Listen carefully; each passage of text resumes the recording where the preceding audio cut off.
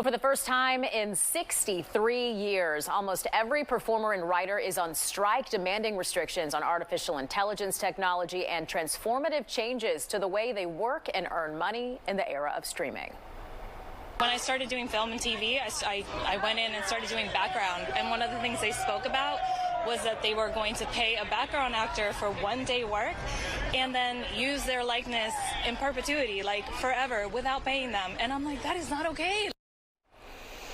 So joining us now to discuss the impact of the strike is casting director Bill Marinella from Bill Marinella Casting. And it's good to have you with us to just kind of to put all of this into perspective for us, Bill. So thanks so much for coming in today. Thanks for having me. Hey, okay, so I imagine that on a day-to-day basis, in a typical time period, you stay very, very busy. Not Indeed, exactly we do. the case right now, though, right? Yeah, right now, basically everything is on pause and hold until the two unions are able to negotiate a fair deal with the AMPTP.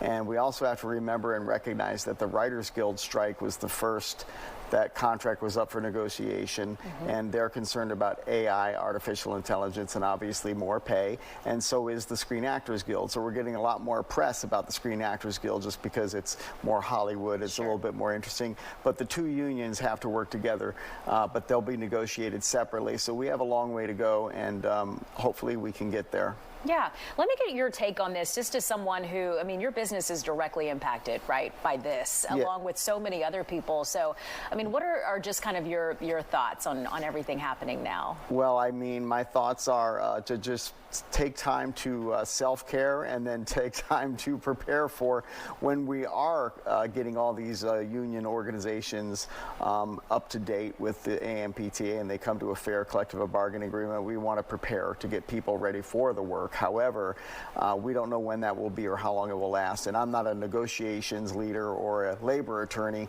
but there's so many contracts with different clauses. There's a few things that might work. For instance, commercials and industrials, they'll be working. But the motion picture industry and the streaming, that's all shut down basically just about now. Sure. And we had a story this morning kind of going off of what you just said about what will still be filming, and that's some projects that have independent, I guess, independent studios, right, that are running those, and a lot of reality shows and that kind of thing, or what you'll see new on TV. Okay, so we've all heard, right, Atlanta is the Hollywood of the South. There's so many projects that are filmed here.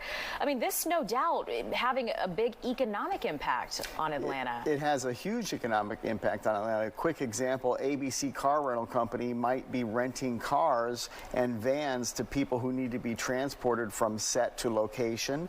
And as an example, if you've got 12 films and ABC Car Rental has rented 50 vehicles to 12 different film companies, guess where those vehicles are now? They're back in the lot and they're scratching their heads wondering what to do with them. So that's just one example of the trickle-down effect of the local economy that supports the Hollywood film industry here in the South in Atlanta, and now there's no jobs for them. There will be less jobs and less work for them to do. Just as an example, that's a perfect example. Yeah, it absolutely is.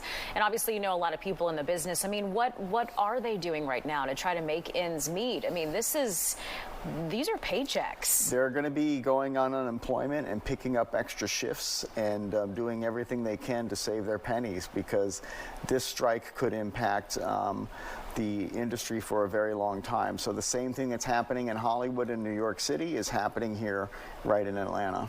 So, I mean, what do you think about how long this will last? I mean, it's obviously none of us have a definitive answer on that, but just do you have any idea how, you know, is this something that we could possibly expect to see stretch and on down the line here?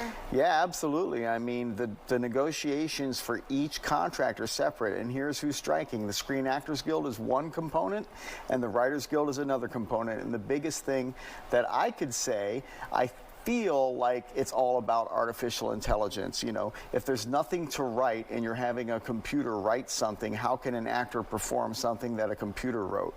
Because artificial intelligence has never been to a funeral, they've never been to a wedding, they don't know how to write these type of emotions.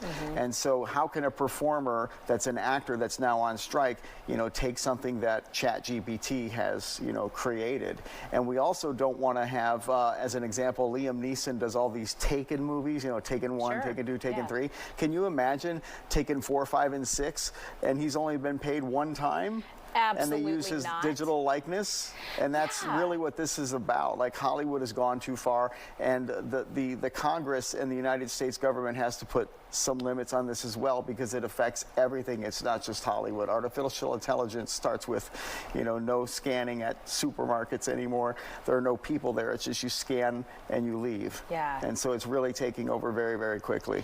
In the sound that we heard before we joined you, the clip, and what she was saying about how you're getting paid one time and then they can use that in perpetuity. You're just kind of like, I'm trying to see both sides of how everyone can think that's okay, but it's not making sense to me. Like, how on earth could that be? I would have a problem with that too.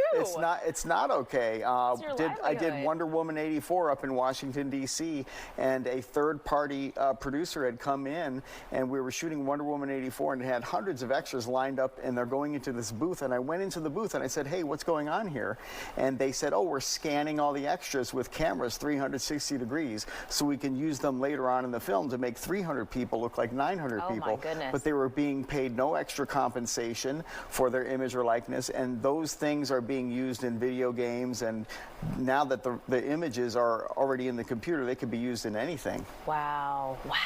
Yeah, it's crazy. That's crazy. Yeah, okay, it's really wrong. quickly, it is right. It's wrong. So we're out of time, but I want to get this. If there's someone who's around here, and obviously you still have your casting agency, is there anything that you are casting for right now, or just anything at all that's? So I do have a little something. We're doing audience work, which is not affected under the contracts. They're separate contracts.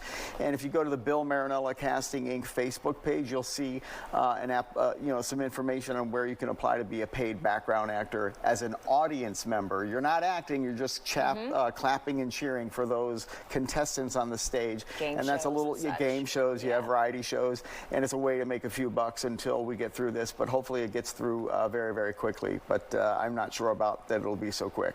All right, Bill Marinella, casting director, hanging with us this morning, giving us his take on this. Bill, thank you so much for the insight. Yeah, thanks a lot for having me. I really appreciate it. Thinking about you and everybody that in the industry and impacted in any way by what's going on. Yeah, it's going to be really challenging, but we'll get through it. All right, there you go. So you can get the very latest casting alerts at BillMarinellaCasting.com.